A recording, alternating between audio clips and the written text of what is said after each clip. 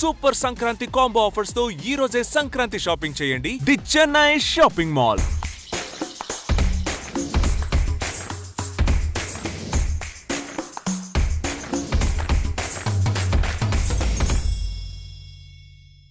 రకరకాల వంటలు చేస్తుంటాం. సంప్రదాయ వంటలు చేస్తాము, కొత్త రకాలు చేస్తాము. మనం ఎప్పుడు వాడనివి చైనీస్వి అవి కూడా చేస్తూ ఉంటాం. అయితే పాతకాలపు వంటల్లో ఎక్కువగా ఆరోగ్యదాయనిగా ఉండే వంటకాలని వాటికి ఎవర్ గ్రీన్ అనమాట. వాటికి తిరిగే ఉండదు. పెళ్ళిళ్ళల్లో, శుభకార్యాల్లో, ఆడపిల్లల్ని అత్తారింటికి పంపించేటప్పుడు, చంటి పిల్లతోటి పంపించేటప్పుడు, పెళ్లి కొడుకులు కొత్తగా మన ఇంటికి వచ్చినప్పుడు కూడా మనం చేసుకునే ప్రత్యేకమైన వంటలు అరిసెలు, మినపసున్ని. అవి బాగా చేస్తాం. అరిసె 6 నెలల రోగాన్ని బయటేస్తుందంటారు. కానీ మినపసున్నికి అలాంటి పేరేం లేదు. మినపసున్నికి ఉన్న పేరేంటంటే బలాన్ని ఇస్తుంది. కొత్తగా పెళ్లి చేసుకున్న మగపిల్లలకి బాగా మినపసున్ని పెడతారు. దానివల్ల స్పర్మ్ కౌంట్ పెరుగుతుందని చెప్తారు. ఆడపిల్లలకి, మెచ్యూర్ అయిన ఆడపిల్లలకి డెలివరీ అయిన తర్వాత కూడా మినపసున్ని కనుక పెడితే నడుంకి బలమని, నడుం గట్టిపడుతుందని చెప్తారు. చిన్న పిల్లలకి అంటే ఎదిగే వయసులో ఉన్న పిల్లలకు కూడా మనం మినపసున్ని కనుక పెడితే తరచుగా పిల్లలు బలంగా ఆరోగ్యంగా ఉంటారు. అంటే సింపుల్గా ఈజీగా చేసుకోవచ్చు.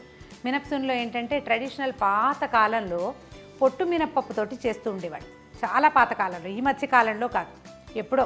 అయితే ఈ పొట్టు మినపప్పును కూడా ఏం చేసేవాళ్ళు, తిరగట్లో పోసి కొంత నూనె రాసి ఎండలో పెట్టి తిరగట్లో పోసి విసిరి చెరిగేసేవాళ్ళు. కొద్దిగా పొట్టు ఉన్న మినపప్పుతోటి చేస్తే చాలా బలం అని చెప్పేవాళ్ళు. పూర్తి మినపొట్టుతోటి చేసుకుంటే బలమని అనుకోక్కర్లేదు. ఎందుకంటే పూర్తి పొట్టు ఉన్న మినపని కనుక ఎక్కువ తింటే చెవుడు వస్తుందని చెప్పేవాళ్ళు. నిజమో కాదో తెలియదు కానీ మా ఊళ్ళల్లో మాత్రం ఇలాగే చేసేవాళ్ళు. నా చిన్నప్పుడు కొంత చాయ్ పప్పు చేసి అంటే పొట్టు పోగొట్టి మినపసున్ని చేయటమే నాకు తెలుసు. కాదు, నాకు పూర్తి మినపప్పుతోటే చేసుకోవాలి ఉందంటే లక్షణంగా చేసుకోవచ్చు. ప్రాసెస్ సేమే. కొంచెం వస్తువు నల్లగా ముదురు రంగులో వస్తుంది. బలం పొట్టు లేని దానికంటే 2% ఎక్కువ. 100% ఎక్కువ అని చెప్పట్లేదు, కొంత పర్సెంటేజ్ ఎక్కువ. కానీ మనకు సులువుగా దొరికే గుళ్ళతోటి చక్కగా చేసుకోవచ్చు. మినపసున్నిలో ప్రధానమైనది మినపప్పుని చక్కగా వేయించటం. నెయ్యి, మంచి ప్రశస్తమైన నెయ్యి కావాలి. ఈ 2 కీ పాయింట్స్ అన్నమాట. చూద్దాం. ఏదైనా ఒక మందపాటిది అంటే మనం మూకుడు పెట్టుకోవచ్చు, ఇత్తడి గిన్నెలు ఉంటే అవి పెట్టుకోవచ్చు, ఏవైనా సరే కాస్త మందంగా మాత్రం ఉండాలి. ఎందుకంటే మినపప్పుని నిదానంగా వేయించాలి, లో ఫ్లేమ్ మీద లేదా మీడియం ఫ్లేమ్ మీద. సాధారణంగా ఏం చేస్తారంటే 1 కిలో 2 కిలోలు, అంటే ఇది పల్లెటూళ్ళలో పద్ధతి చెప్తున్నాను, 2-3 కిలోలు కూడా చక్కగా వేయించేసి తిరగట్లో పోసి విసిరేసి మెత్తటి పిండి చేసి పెట్టుకునేవాళ్ళు. ఎప్పుడు కావాలంటే అప్పుడు బెల్లమో పంచదారో కలిపి నెయ్యి పోసుకుని, అంటే మన నెయ్యి కాచంగానే మినపసున్ని కలుపుకోవచ్చు అనమాట. అయితే బెల్లం పంచదారలో కూడా 2 తేడాలు ఉన్నాయండి. బెల్లం పూర్తిగా ఆరోగ్యం, చాలా మంచిది, ఒంటికి నడుముకి బలం అని చెప్తారు. పంచదార రుచిగా ఉంటుంది. దాంట్లో వచ్చే బలవర్ధక సాధనం పెద్దగా ఏమీ లేదు. తీపి ఒకటే కానీ వస్తువులో తేడా ఉంది. కాబట్టి మనం బెల్లంతో చేసుకుందాము. దీన్ని నిదానంగా వేయించాలి. అయితే ఇందులో ఏంటంటే ఇంకొక పాయింట్, మినువులు ఒట్టిగా వేయించి కనుక మనం లడ్డూలు చుట్టుకుంటే అంత బాగుంటుందండి, నోటికి చుట్టేస్తుంది. మినువులో ఒక జిగురు ఉంటుంది కదా, మనం ఇడ్లీ పిండి దోశ పిండి రుబ్బినప్పుడు తెలుస్తుంది, జిగటగా ఉంటుంది, నోటికి పట్టుకుంటుంది. అందుకని కాసిన బియ్యం కూడా వేసుకోవాలి. అయితే పచ్చి బియ్యం కాదండి, ఇవి వేగుతూ ఉండగా చివరికి కాస్త బియ్యం వేసి అది కూడా వేయించేసుకోవాలి. ఇంత ముదురు వేపు రానివ్వాలి. ఇట్లా మంచి రంగు రావాలి అండ్ మాడకూడదు. తర్వాత మోరోవర్ ఏంటంటే మనం చివరికి బియ్యం వేయాలి. ఒక పెద్ద గ్లాసు మినపప్పు చేస్తున్నాం అనుకుందాం. ఈ మినపగుళ్ళకి అన్ని అంటే 2 స్పూన్ల బియ్యం, 1 కిలోకి 100 గ్రాములు బియ్యం వేస్తే సరిపోతుంది. ఇప్పుడు ఇంత వేగిన తర్వాత వీటిని చల్లారనిచ్చి గ్రైండ్ చేసేసుకోవటము, బెల్లం కలిపి ఉండలు చుట్టుకోవటమే చాలు. చూడండి, మంచి వాసన వస్తుంది. మొత్తం మా స్టూడియో అంతా మినపసున్ని వాసనే.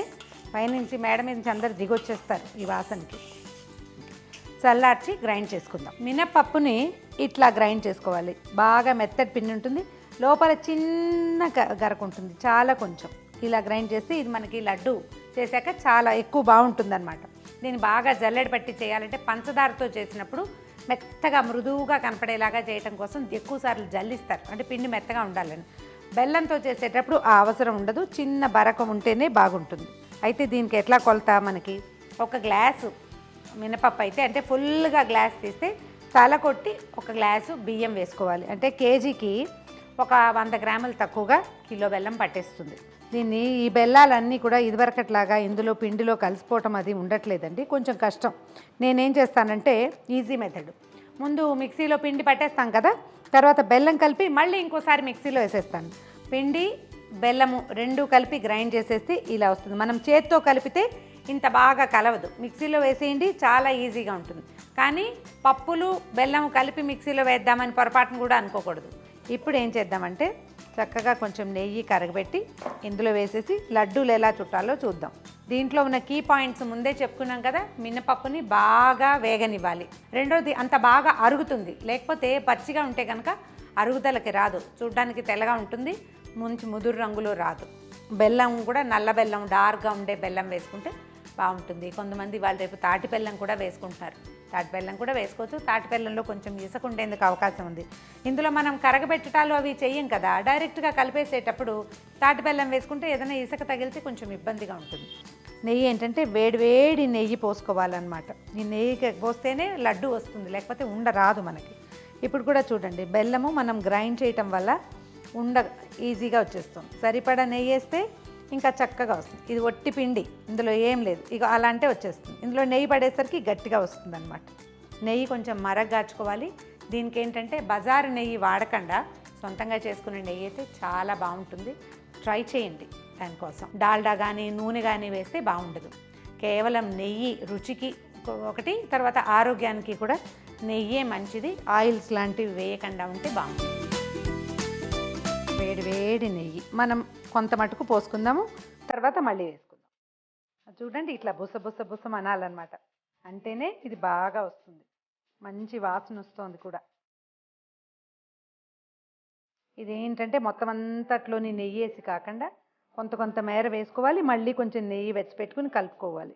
కాస్త వేడిగానే ఉండలు చుట్టేసేయాలి. చూపిస్తాను.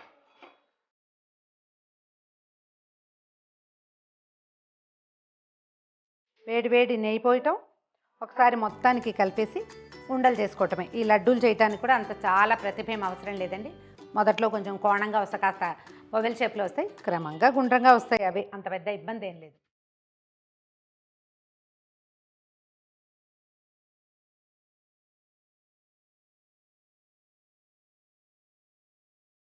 ఒకవేళ పిండి డ్రైగా ఉంది, మనకి నెయ్యి చాలేదనిపిస్తే మళ్ళీ కొంచెం నెయ్యి కాస్త వెచ్చబెట్టుకుని వేడి నెయ్యి పోసి మళ్ళీ కలుపుకోవాలి. ఇప్పుడు నేను చేసింది ఏంటి, ఒక గ్లాసు పెద్ద ఆ మాత్రం గ్లాసు మినపప్పుకి ఇంచుమించుగా 15 లడ్డూలు వచ్చినాయి. చూడండి,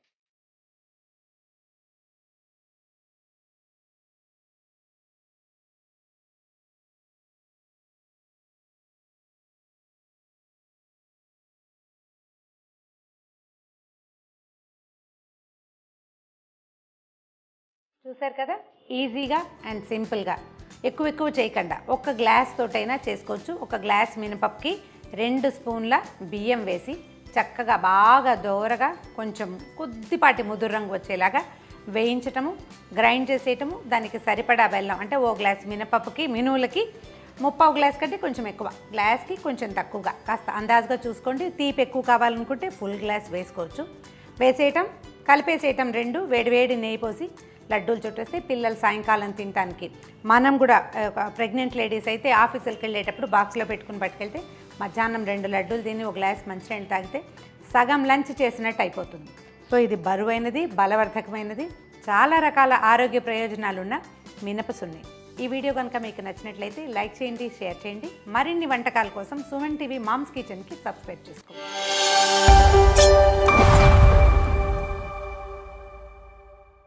సూపర్ సంక్రాంతి కాంబో ఆఫర్స్ తో ఈ రోజే సంక్రాంతి షాపింగ్ చేయండి. అంబరాన్నంటే సంక్రాంతి సంబరాలను మరింత సందడిగా జరుపుకోండి.